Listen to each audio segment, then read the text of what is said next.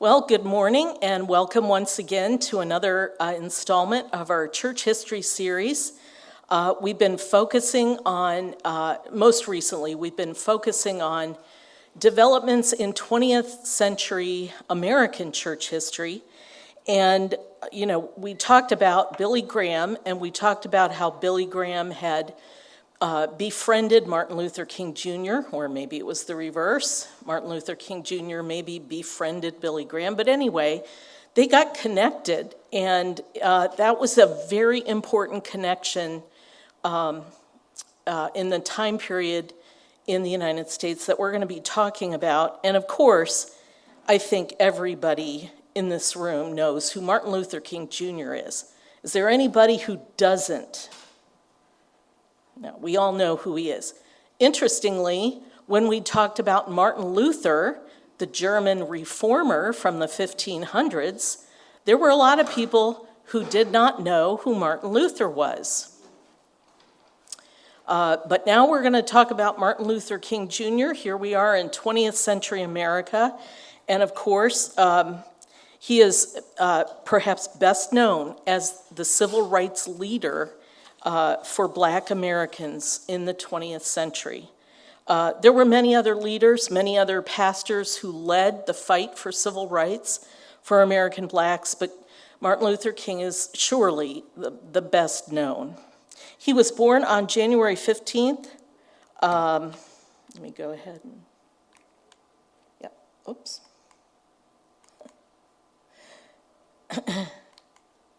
There we go. He was born January 15th, 1929 in Atlanta, Georgia. He was the second of three children born to Michael King Sr. and Alberta King. Her married name was Williams, or rather her maiden name was Williams. And he had an older sister, Christine King Ferris, and a younger brother, Alfred Daniel, or A.D. King. King's maternal grandfather was a Baptist minister. And King's father was the son of illiterate sharecroppers. So two very different families in terms of their circumstances at this time in the early 20th century. Michael King Sr. left the farm as a teenager and walked 20 miles to Atlanta, Georgia to obtain a high school education and then attended Morehouse College to study for the ministry. In 1931, after working his way through college, King Sr. became pastor of Ebenezer Baptist Church in Atlanta, where his father-in-law had pastored. King Jr. was born during a time of great economic and social change for Black Americans, but of course, this was also a time of continued frustrations and limitations for them. The formal and informal segregation laws known as Jim Crow throughout the southern U.S. were still in place. Segregation was also a way of life in many parts of northern states with fewer economic, social, and political opportunities for Black Americans than for whites. And you can see here, this is a sign that would have been posted in a public area. I think it was connected with a railroad station. Everything was segregated in the South. Martin Luther King Jr. experienced these limitations as a child. King became friends with a white boy whose father owned a business across the street from his family's home. In September of 1935, when the boys were about 6 years old, they started school. King, of course, had to attend a Black-only school, Young Street Elementary in Atlanta, but King's friend went to a whites-only school. And soon afterwards, the parents of the white boy stopped allowing King to play with their son, stating to him, "We are white and you are colored." And this is a really nice photo of the King family home. It is still standing. And if you take a vacation to Atlanta, if you take a trip there, there is a whole national park. I forget which portion of Atlanta it's in, but it has the King family home, Ebenezer Baptist Church. It's kind of like They took the neighborhood where the King family lived and where Martin Luther King Jr. worked for many years, and they made it into a national park. So you can tour the home if you're ever down there. This house was originally built for a white family, but King's maternal grandfather, the Baptist pastor, purchased the home for $3,500 in 1909. That was a bargain. But of course, back then, that would have been a huge amount of money. King told his parents about this situation with his white friend, and the parents had to have a long discussion with him about the history of slavery and racism in America. Upon learning of the hatred, violence, and oppression that blacks faced in the U.S., King would later state that he was determined to hate every white person. But his parents instructed him that it was his Christian duty to love everyone. Once, out walking with his father, they were stopped by a police officer who referred to King Sr. as boy. King's father responded sharply that King Jr. was a boy, but he, King Sr., was a man. At a shoe store in downtown Atlanta, the clerk told them they needed to sit in the back. King's father refused, stating, "We'll either buy shoes sitting here, or we won't buy any shoes at all," before taking King Jr. and leaving the store. And he told his son afterward, "I don't care how long I have to live with this system, I will never accept it." And in 1936, King Sr. led hundreds of blacks in a civil rights march to the City Hall in Atlanta to protest voting rights discrimination. King Jr. later remarked that King Sr. was a real father to him, and in this he was very fortunate to have such a strong male influence in his life, caring for him in a very fatherly way. And of course, this example stayed with Martin Luther King Jr. his whole life. King Jr.'s favorite hymn to sing was, "I Want to Be More and More Like Jesus." He moved attendees with his singing. Not surprisingly, scripture was read and discussed frequently in the King household, and King memorized and recited Bible verses from the age of 5. As he grew older, King Jr. began to go to church events with his mother and sing hymns while she played the piano. This is Ebenezer Baptist Church, where Martin Luther King Jr.'s grandfather and father both pastored, and where he later pastored. And this is how it appeared in the 1960s. Ebenezer Baptist Church has expanded. If you were to go and visit it today, you would see much larger and a more modern buildings around it. It's become part of the national park in Atlanta. Oh yeah, it's still going on. I mean, this church is so famous. I can't begin to tell you, it's so famous. King Sr.'s efforts, along with those of other black Christians to advance civil rights in Atlanta, resulted in the integration of elevators in office buildings, equal pay for black teachers, and desegregation of the city bus system in 1959. Efforts to end segregation and promote social change also resulted in the Great Migration. Millions of blacks left the predominantly agricultural southern U.S. and moved north and west in two waves, from 1910 to 1930, and then from 1941 to 1970, looking for jobs and opportunities in cities. King Jr.'s opportunities were much greater in the city of Atlanta than they would have been in the rural parts of Georgia from which his parents and grandparents came. He was very fortunate to get a good education. In September of 1940, at the age of 11, he was enrolled at the Atlanta University Laboratory School for the 7th grade. And because this was a laboratory school is, there have been different types of these all over the country in different places. But this is where the best teachers will go to try out new teaching methods. And a lot of times they give students who attend them much more educational opportunities than they might get in a standard public school. And while there, King took violin and piano lessons and showed keen interest in history and English classes. He wanted to expand his vocabulary, so he took up reading the dictionary. But the resentment against whites due to the racial humiliation that he, his family, and his neighbors often had to endure in the segregated South was a constant backdrop to his teenage years. In 1942, when King was 13 years old, he became the youngest assistant manager of a newspaper delivery station for the Atlanta Journal. That year, King skipped the 9th grade and was enrolled in Booker T. Washington High School, the only high school for black students in Atlanta.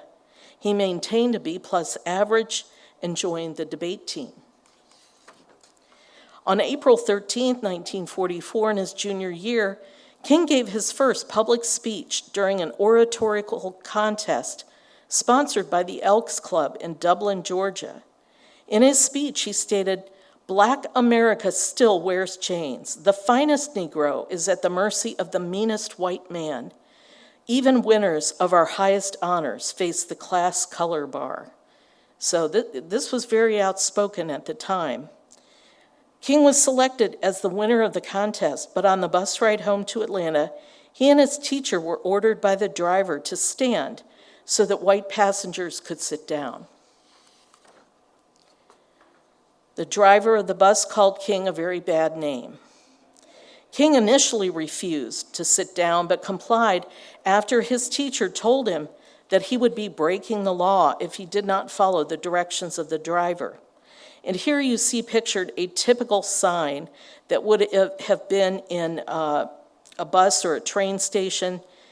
Again, public transportation was completely segregated, and it was illegal for blacks to sit in white sections.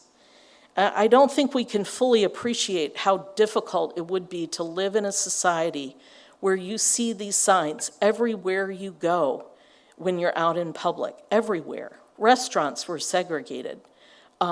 Businesses that did do business with blacks would often make them, enter through the back door to the business. They couldn't come in through the front. It was endless. It was pervasive. As all the seats were occupied, he and his teacher were forced to stand on the rest of the drive back to Atlanta. And later, King wrote of the incident, saying, "That night will never leave my memory. It was the angriest I have ever been in my life." On May 18, 1941, the death of King Jr.'s maternal grandmother due to a heart attack was a great blow to him and the whole family, and he struggled with her loss. His father explained to him that she had been called home to God. This is part of God's plan. It can't be changed. And of course, it's hard for a child or a teenager to come to grips with the fact that everybody dies. But he was grappling with this, for him, a very new experience.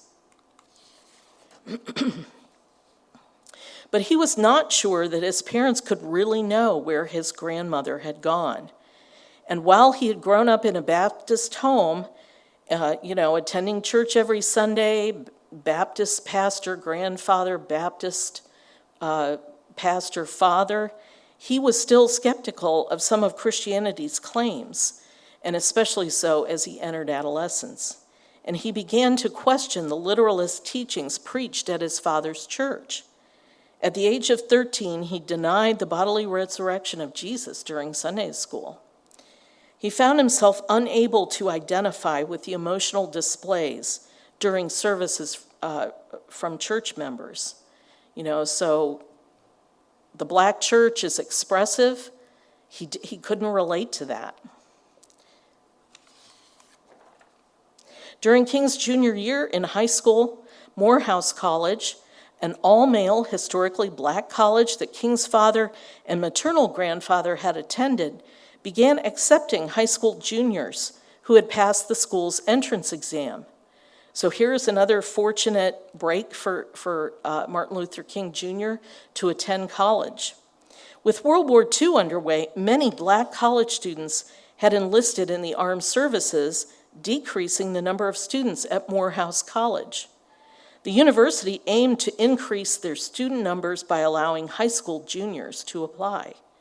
And in 1944, at the age of 15, King passed the entrance exam, and he was enrolled at Morehouse for the fall term. And here you see pictured Graves Hall at Morehouse College. Morehouse College is still going strong in Atlanta.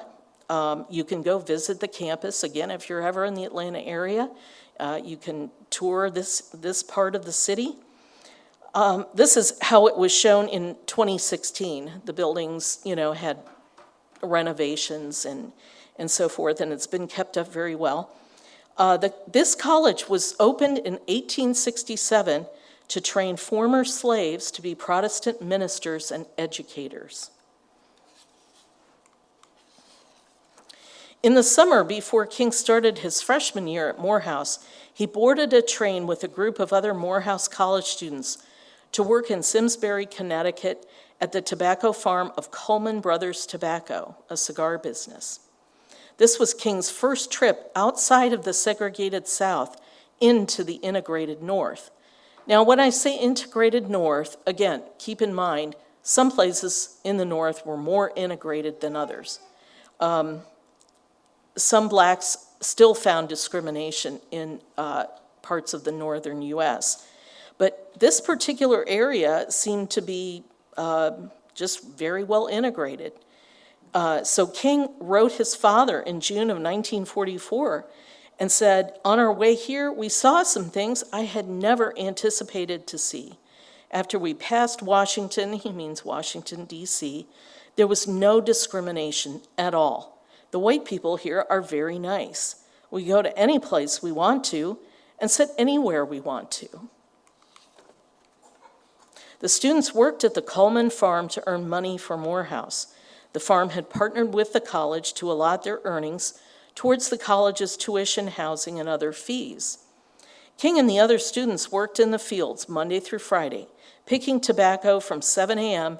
till at least 5 p.m., enduring temperatures above 100 degrees Fahrenheit, to earn about $4 a day. But this was very typical for agricultural work at this time in the United States. You might look at this and go, this is horrible. But it was very typical in 1944. On Friday evenings, King and the other students visited downtown Simsbury to get milkshakes and watch movies. On Saturdays, they would travel to Hartford to see theater performances, shop, and eat in restaurants. On Sunday, they went to church. Churches filled with white congregants, no discrimination. King wrote to his parents about the lack of segregation in Connecticut, relaying how he was amazed they could go to one of the finest restaurants in Hartford and that Negroes and whites go to the same church. The summer before his last year at Morehouse in 47, King, who was 18 years old at the time, chose to enter the ministry. Throughout his time in college, King studied under the mentorship of Morehouse's president, Baptist minister Benjamin Mays, who King would later credit with being his spiritual mentor. King had concluded that the church offered the most assuring way to answer an inner urge to serve humanity. This inner urge had begun developing, and he made peace with the Baptist church as he believed he would be a rational minister with sermons that were a respectful force for ideas, even social protest. Now, the fact is, King was essentially going down the path that, frankly, many Protestant ministers and pastors had gone down due to higher criticism. Hopefully you will recall when we talked about higher criticism coming out of the Enlightenment in Europe in the 1700s, the idea that, Christianity is a good thing, but the supernatural elements of Christianity don't really, this stuff really it's not really true. Was Jesus born of a virgin? No. Did he really rise from the dead? No. Was there a historical Jesus, a man named Jesus who was a good teacher? in the first century in Palestine under Roman occupation? Yes. Yes, such a person existed. And his teachings, his moral teachings, are so excellent. And we as Christians can follow those moral teachings, but we're going to leave out the supernatural aspects of Christianity because higher criticism, deconstructing the texts of the Bible has shown us that, all these supernatural things that are described in the Bible, those really didn't happen. It's basically myth. So he ended up, and we'll see this as we talk about his later education, he was very much, his thinking, I would say, was very much in tune with liberal Protestant ministers at that time who had basically embraced higher criticism and had a whole different approach to Christianity. So that Christianity is not filled with the supernatural power of God to change people, to convert them, to heal the sick, to cast out demons. These supernatural things, it's just really myth. And we're just going to focus on being rational. So this idea that he wanted to be a rational minister. In other words, he's going to leave behind what he believes are the mythical elements of Christianity and focus on Christianity almost as a philosophy, a set of moral teachings by which we should live. King graduated from Morehouse with a Bachelor of Arts, a BA, in sociology in 1948, age 19. Now, I'll tell you, a sociology degree would really mesh very well with a rational approach to Christianity. And to continue his preparation, he attended Crozer Theological Seminary in Pennsylvania and took classes at the University of Pennsylvania. And he graduated with a Bachelor of Divinity in 1951, and then he began doctoral studies in systematic theology at Boston University. Now, in Boston, there were a lot of very liberal Protestant ministers. Churches in New England these congregational churches had really embraced, or at least their leaders, truly embraced higher criticism, deconstructing biblical texts, and, had a great emphasis on the moral teachings of Christianity. So he's in a part of the country where Christians are very much steeped in this way of thinking, and he ended up embracing it. At the time that he was attending Boston University, he also served as an assistant minister at Boston's historic 12th Baptist Church with William Hunter Hester, an old friend of his father. At the age of 25 in 1954, he was called as pastor of the Dexter Avenue Baptist Church in Montgomery, Alabama. King received his PhD on June 5, 1955, with a dissertation titled A Comparison of the Conceptions of God in the Thinking of Paul Tillich and Henry Nelson Wyman. And so, again, these are people, Paul Tillich and Wyman, these are people who are basically in that whole higher criticism school of thought. Now, while studying at Boston University, he had met Coretta Scott. She was a student at the New England Conservatory of Music. After the second date, King was certain Scott possessed the qualities he sought in a wife. So he had, I have to say, he planned his career very well. He was determined to finish his doctorate before he got married. In other words, he was going to be set vocationally before he got married and started a family. He was intentional about that. He was very fortunate to have met Coretta Scott. She had attended Antioch College right up the road in Yellow Springs, Ohio, where she had joined the NAACP and was politically active. So she was on the same wavelength as he was about the need for change in the United States, improving lives for Black citizens, and bringing about true attainment of civil rights for Blacks. Now, despite envisioning a career for herself in the music industry, Coretta knew that it would not be possible if she were to marry King. But since King possessed many of the qualities she liked in a man, she found herself becoming more involved with each passing moment. And when asked by her sister what made King so appealing to her, she responded, "I suppose it's because Martin reminds me so much of our father." Her father was a pastor, and she's going to marry a pastor, and she knows what kind of a life she's going to be living. At that moment, Scott's sister knew King was the one. Now, here's a picture of the King family in the mid-1960s. The Kings had 4 children, and those children went on, as they grew up, to be very active in the civil rights movement. Some of them are still alive today, and you know, they've written books, they're very active. You can read about them on the internet.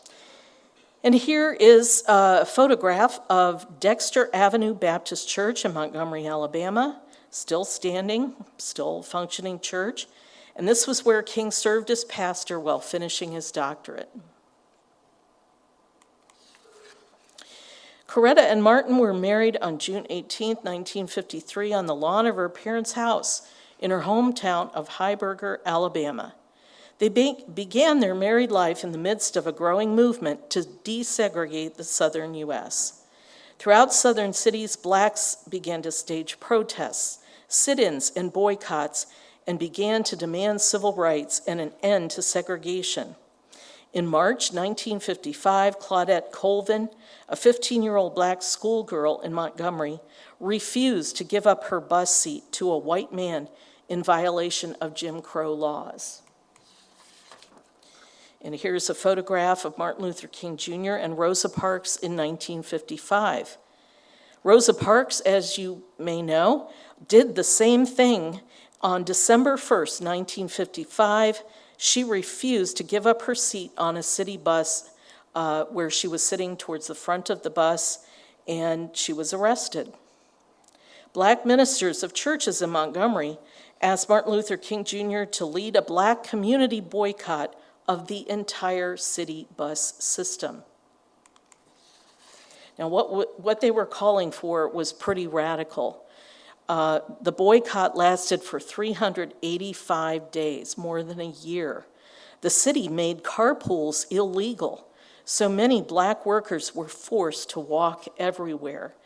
And of course, many black citizens of that city lived in parts of town where there were no businesses. They were living kind of on the outskirts, and to go to their work every day, they had to walk from, what was almost being out in the country into town. They had to walk miles and miles, but they did it, all of them, and they did it for a very long time. They were determined.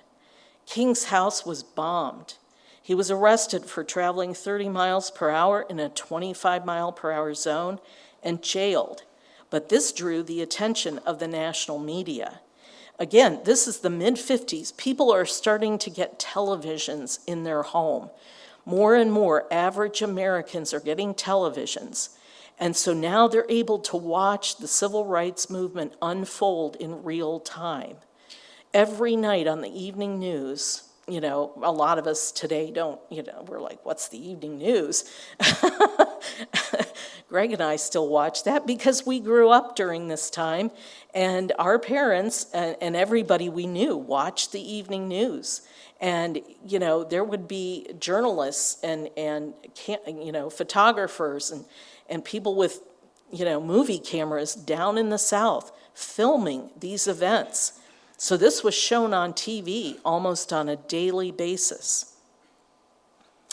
So the controversy regarding this bus boycott ended when the U.S. District Court issued a ruling in Browder v. Gale that prohibited racial segregation on all Montgomery, Alabama public buses. And blacks resumed riding the buses again and were able to sit in the front with full legal authorization. King's role in the bus boycott transformed him into a national figure, the best-known spokesman of the civil rights movement. In 1957, King Ralph Abernathy, Fred Shuttlesworth, Joseph Lowry, and those names may not be super familiar to you, but they were active leaders at this time, active black leaders. Other civil rights activists, along with them, both white and black, founded the Southern Christian Leadership Conference, the SCLC. The group was created to harness the moral authority and organizing power of black churches to conduct nonviolent protests in the service of civil rights reform. The group was inspired by the crusades of evangelist Billy Graham, who befriended King, as well as the national organizing of the group In Friendship, whites and blacks who grouped together to provide financial support for the movement. Many of the civil rights leaders were jailed, and jail was not a safe place. And so they had to raise funds to bail these folks out of jail, because who knows what would have happened to them in jail.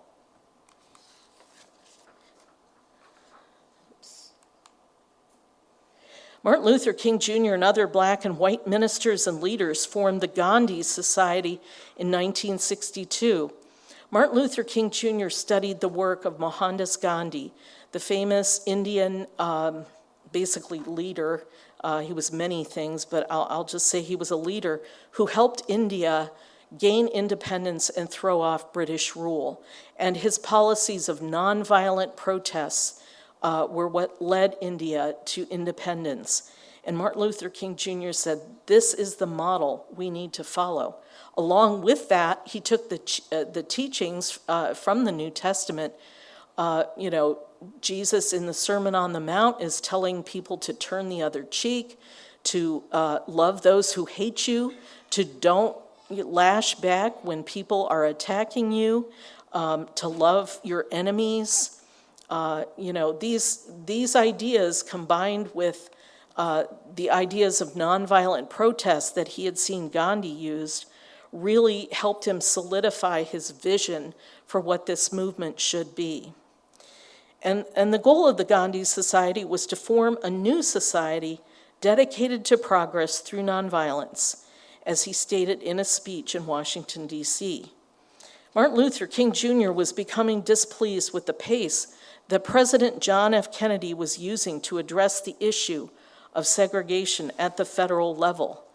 I mean, think of it, one city at a time to segregate, or desegregate rather, the buses. Look at the effort it took in just one city. The fact was the federal government needed to step in, and it wasn't doing so. Because the fact of the matter is Jim Crow laws, the segregation laws, were totally unconstitutional, completely unconstitutional. So Martin Luther King Jr. and the Gandhi Society produced a document that called on President John F. Kennedy to follow in the steps of Abraham Lincoln and issue an executive order to deliver a blow for civil rights as a kind of second Emancipation Proclamation. But Kennedy did not execute the order. Kennedy was concerned that public allegations of communists in the SCLC would derail the federal civil rights initiative. This is the 50s. The Red Scare is in full sway.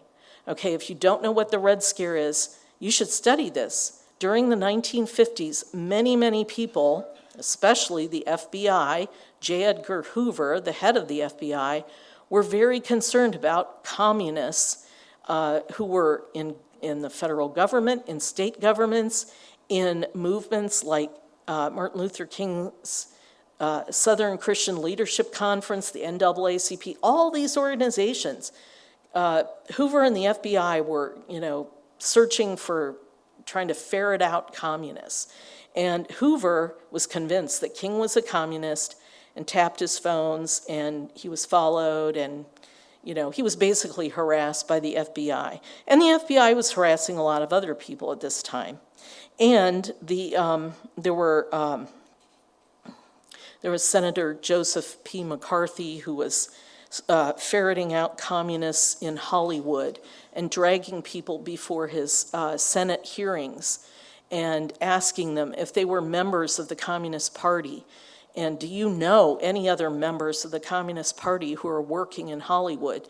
he went after this particular industry. So all of this, fear of communism is enveloping the United States. At the same time, the civil rights movement is really trying to gain ground.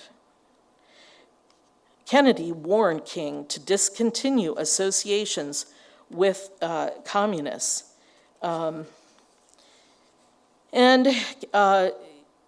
Kennedy later ended up issuing the written directive that authorized the FBI to wiretap King and other SCLC leaders.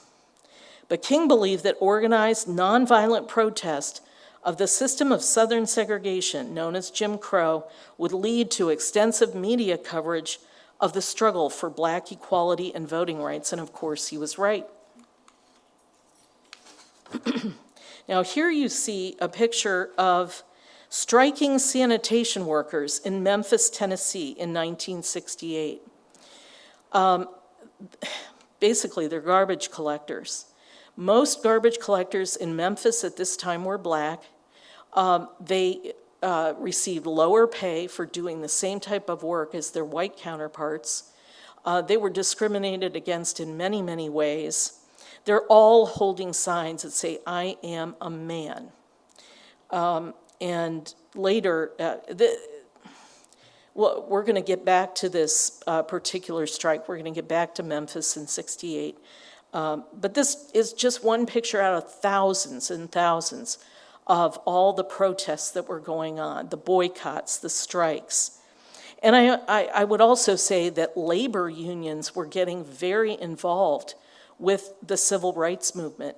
One time King was jailed, and the person who bailed him out was the head of, I think it was the UAW, United Auto Workers. So the unions were very much involved with this, and they saw that they needed to promote civil rights within their ranks.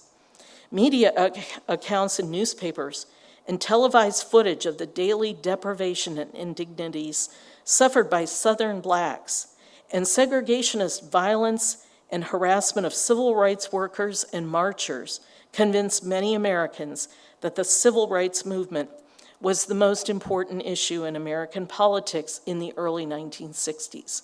Again, this is on the news every night. Now, I'll also mention, along with that, they're televising the Vietnam War. So this is truly a time of radical change in American life in terms of what people are seeing that is going on in the world that they wouldn't have known about for earlier generations.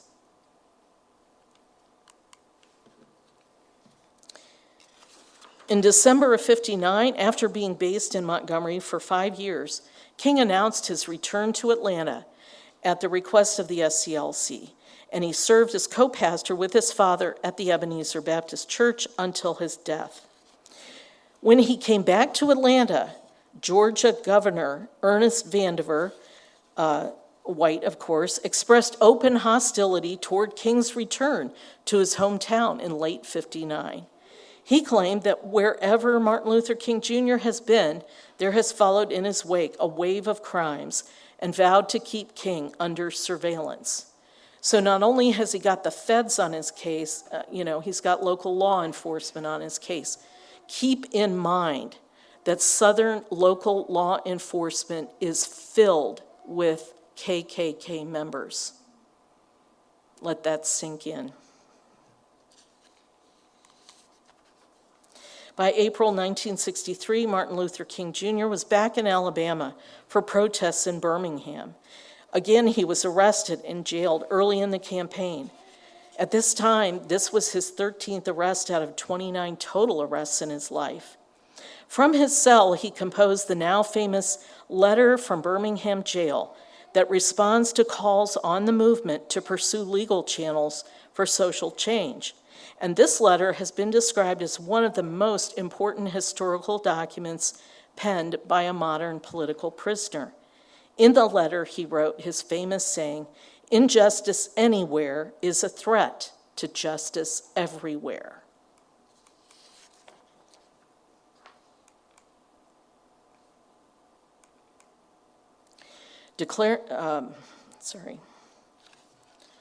I guess I duplicated a slide here.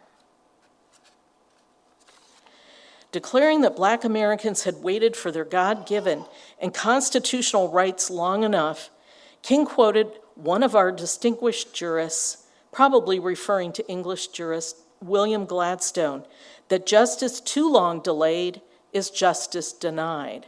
And this is a central tenet of the American legal system. And for example, when you hear about people who've been arrested for crimes and they want to exercise their right for a speedy trial, that right to have a speedy trial comes out of this idea that justice cannot be delayed, otherwise it is injustice. And this is a fundamental tenet of both English and American law. King, representing the SCLC, was among the leaders of the Big Six civil rights organizations, NAACP and others, who were instrumental in the organization of the March on Washington for Jobs and Freedom, which took place on August 28, 1963. And here's a photograph of Martin Luther King Jr. delivering his I Have a Dream speech in the March on Washington, D.C. in 1963. He gave this speech in front of the Lincoln Memorial, facing out over the reflecting pool that, and on the internet you can find many, many photographs. You can find film footage taken this day, on this event. Millions of people were in attendance. And this is just a portion of the speech. I say to you today, my friends, so even though we face the difficulties of today and tomorrow, I still have a dream. It is a dream deeply rooted in the American dream. I have a dream that one day this nation will rise up and live out the true meaning of its creed. We hold these truths to be self-evident, that all men are created equal. I have a dream that one day on the red hills of Georgia, the sons of former slaves and the sons of former slave owners will be able to sit down together at the table of brotherhood. I have a dream that one day even the state of Mississippi, a state sweltering with the heat of injustice, sweltering with the heat of oppression, will be transformed into an oasis of freedom and justice. I have a dream that my 4 little children will one day live in a nation where they will not be judged by the color of their skin, but by the content of their character. On March 29th of 1968, King went to Memphis, Tennessee in support of the Black public sanitation works employees on strike since March 12th for higher wages and better treatment. On April 3rd, King addressed a rally and delivered his I've Been to the Mountaintop address at Mason Temple, the world headquarters of the Church of God in Christ. King was fatally shot by James Earl Ray at 6:01 p.m. Thursday, April 4th, 1968, as he stood on the Lorraine Motel's second-floor balcony. The city of Memphis quickly settled the strike on terms favorable to the sanitation workers. But the country exploded. There were riots in major cities throughout the United States. And here is a picture of the Lorraine Motel. It is now the National Civil Rights Museum in Memphis, Tennessee. And here's an excerpt from his speech. Well, I don't know what will happen now. We've got some difficult days ahead, but it doesn't matter with me now because I've been to the mountaintop. And I don't mind. Like anybody, I would like to live a long life. Longevity has its place. But I'm not concerned about that now. I just want to do God's will. And he's allowed me to go up to the mountain. And I've looked over, and I've seen the promised land. I may not get there with you, but I want you to know tonight that we as a people will get to the promised land.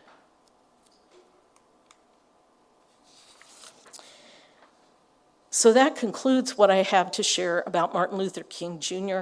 There is so much more to know about his story. And when you think you've learned all there is to know, you find there's more. He did so much in his relatively brief career. He would be in his 90s if he was alive today. And these are just a few sources. In addition to the sources listed here, he wrote his autobiography, and you can read that. And the work that's cited here by David Garrow, Martin Luther King, An American Legacy, Bearing the Cross, Protest at Selma, the FBI, and Martin Luther King Jr. That's actually 3 books that now have been kind of combined into one gigantic book. And that is considered the definitive work on Martin Luther King Jr., in addition to his autobiography. I recently ordered the book Bearing the Cross. Hopefully I can get through it because I have a ton of stuff to read and time is short. Any questions or comments? Connor?